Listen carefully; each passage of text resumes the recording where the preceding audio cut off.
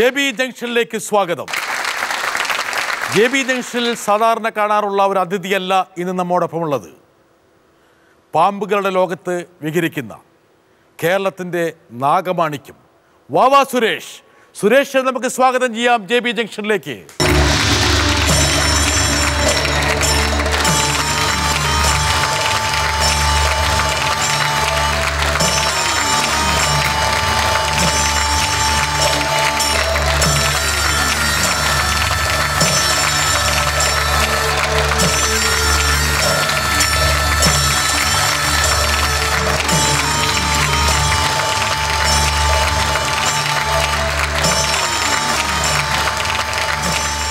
ഏതാ പാമ്പ്?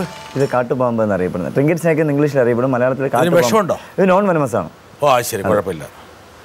പക്ഷെ എൻ്റെ ജീവിതത്തിൽ ഇത്രയും അപകടം പിടിച്ചൊരു അഭിമുഖം ചെയ്തിട്ടില്ല. വാവാ സുരേഷ് വളരെ നല്ലവനാണെങ്കിലും സുരേഷിൻ്റെ കയ്യിലിരിക്കുന്ന സാധനം അത്ര നമുക്ക് പത്യമുള്ള സാധനമല്ല. അങ്ങോട്ട് ഉള്ളിലേക്ക് ഇട്ടകളാ. അതെ, അതല്ല എൻ്റെ ചോദ്യമെല്ലാം കൊടുക്കും.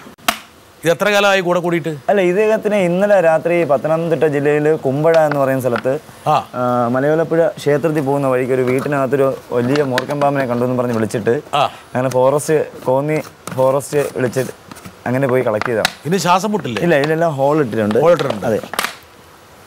സുരേഷേ, മലയാളിയുടെ നാഗമാണിക്യമായിട്ടാണ് ഇപ്പോൾ സുരേഷ് അറിയപ്പെടുന്നത്.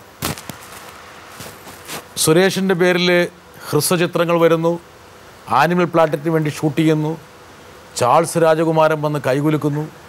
ലോകമെമ്പാടുമുള്ള പാമ്പിൻ്റെ ഭക്തന്മാർ, ആരാധകർ സുരേഷിനെ പൂജിക്കുന്നു. ചില അന്ധവിശ്വാസികളായ സ്ത്രീകൾ പാമ്പ് ദോഷം മാറ്റാൻ വേണ്ടി സുരേഷിനെ പൂജ ചെയ്യുന്നു. ഇങ്ങനെയൊക്കെ ആയിത്തീരുമെന്ന് സുരേഷ് വിചാരിച്ചോ? ഒരിക്കലുമില്ല. ഞാൻ സാധാരണക്കാരനായ ഒരു മനുഷ്യനായി ജീവിക്കാൻ ആഗ്രഹിച്ചു. പക്ഷേ ഈ പാമ്പിനെ തൊട്ട് തലോടിയപ്പോൾ ഇത്രയൊന്നും ആകുമെന്ന് ഒരിക്കലും പ്രതീക്ഷിച്ചില്ല. ഒരു സാധാരണ നമ്മുടെ പറമ്പിൽ കാണുന്ന ഒരു ജീവിയായിട്ട് മാത്രമേ എനിക്ക് ആദ്യം അതിനെ കാണാൻ കഴിയും. പക്ഷേ അതിനെ പിടിച്ച് പിന്നെ അത് ഉപദ്രവിക്കുന്നില്ല എന്ന് തോന്നിയോ പിന്നെ ഇതിലെന്താണുള്ളതെന്ന് പഠിക്കണമെന്ന് തോന്നി. അപ്പോൾ പിന്നെ അമ്പലങ്ങളിൽ പോകുമ്പോഴത്തേക്ക് അമ്പലങ്ങളിൽ പ്രതിഷ്ഠയായിട്ട് കാണാൻ തുടങ്ങി. അപ്പോൾ എനിക്ക് തോന്നി എന്തോ ഒരു പ്രത്യേകതയുണ്ട് ഈ ജീവിക്ക് ഭൂമിയിലെന്ന്.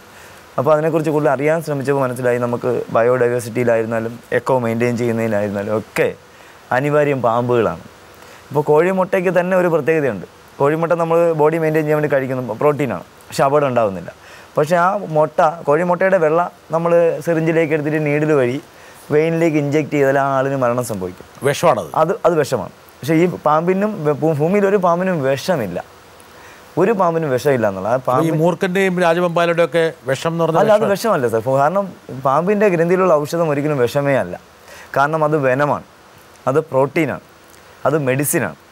അതൊരിക്കലും പാമ്പിൻ്റെ വിഷമെന്ന് നമ്മളെ പറയുന്നതിന് തെറ്റായൊരു വാക്ക്. പാമ്പിൻ്റെ വിഷം രക്തത്തിലേക്ക് പോകുമ്പോൾ മാത്രമാണ് വിഷം. അത് വിഷമല്ല, അത് പ്രോട്ടീൻ, ഒന്നിൽ കൂടുതൽ പ്രോട്ടീനാണ്. ഏകദേശം 95ഓളം പ്രോട്ടീനാണ്. ഈ 95ഓളം പ്രോട്ടീൻ അത് നമ്മുടെ ശരീരത്തിൽ ഒരുമിച്ച് കടന്നു പോകുമ്പോഴാണ് അത് അപകടം ഉണ്ടാകുന്നത്. ഈ വിഷം എടുത്ത് നമ്മൾ കുടിച്ചാൽ മരിക്കുമോ? ഇല്ല, ഞാൻ 524 പ്രാവശ്യം കുടിച്ചു, ഒരു അപകടം ഉണ്ടാകുമ്പോൾ. വിഷം എടുത്ത് കുടിച്ചു? അതെ, വേണം. ലൈവായിട്ട് പിടിക്കുന്ന പാമ്പിനെ അതേ സ്ഥലത്ത് കിങ് കോബ്ര ഉൾപ്പെടെ ഫോറസ്റ്റ് ഓഫീസർമാരുടെ മുന്നിൽ വെച്ച് അതിനെ പിടിച്ചിട്ട് എൻ്റെ വെനം പല്ലിൽ നിന്ന് ഇങ്ങനെ എടുത്ത് അവരുടെ മുന്നിൽ വെച്ച് ടേസ്റ്റ് ചെയ്യുന്നു. നല്ല കിക്കായോ? അത് അങ്ങനെയൊന്നും ഉണ്ടാകത്തില്ല. ഒരു സുഖം കിട്ടി? അങ്ങനെയൊന്നും ഉണ്ടാകത്തില്ല. ഒന്നുമില്ല, ഒരിക്കലും. പാമ്പിന്റെ വെനം കുടിച്ചവനെങ്കിൽ ഒരിക്കലും കിക്കാൻ ഞാൻ പല സ്ഥലങ്ങളിലും കണ്ടിട്ടുണ്ട്, വെള്ളത്തിൽ ചേർത്ത് ഡൈല്യൂട്ട് ചെയ്ത് കഴിക്കുന്നതായിട്ട്. എന്നിട്ട് അവർ ഫിറ്റായി കിടക്കും. അതൊരു കഥയാണത്. ഒരിക്കലും പാമ്പിന്റെ വെനം കുടിച്ചതിന് ഭൂമിയിൽ ഒരാളും കിക്കാവാൻ പോകുന്നു. അപ്പം സുരേഷ് പണ്ട് മദ്യമൊക്കെ കഴിച്ചിരുന്നു? ഇല്ല, ജീവിതത്തിൽ ഇന്നലെ മദ്യവെച്ചിട്ടില്ല. സുരേഷിന്റെ അച്ഛൻ നല്ല മദ്യപാനിയായിരുന്നു? അച്ഛൻ കഴിക്കുന്നുണ്ടായിരുന്നു. അപ്പൊ സുരേഷ് ഇപ്പോൾ നല്ല വിഷപാനിയാണ്. ഞാൻ അത് വേണമെങ്കിൽ പറയാം.